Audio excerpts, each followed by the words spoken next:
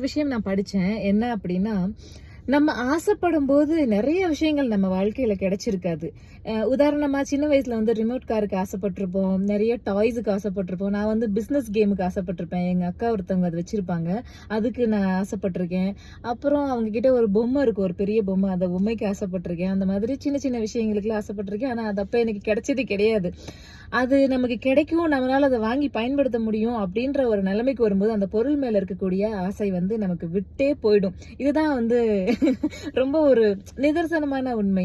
So என்னென்ன விஷயங்கள் நம்ம வாழ்க்கையில கிடைக்குதோ, அந்த விஷயங்கள நம்ம சந்தோஷமா எடுத்துக்க பழகிட்டோம்னாவே வாழ்க்கை அழகா இருக்கும். கிடைக்கல அப்படிங்கிறதுக்காக டிசப்பாயின்ட்மென்ட் ஆகவும் வேண்டாம். கிடைச்சது அப்படிங்கிறதுக்காக ஆடவும் வேண்டாம். என்னைக்குமே தலக்கணம் ஒரு மனுஷன அழிக்கக்கூடியது. ஸோ தலக்கணம் இருக்க வேண்டாம். நமக்கு என்ன கிடைச்சதோ அதுல மனநிறைவோட நம்ம கடந்து செல்லும் பொழுது, இந்த இயற்கையும், இந்த பிரபஞ்சமும் நமக்கு நெறைய நெறைய குடுக்கறதுக்கு வந்துகிட்டே இருக்கும். எவ்வளோ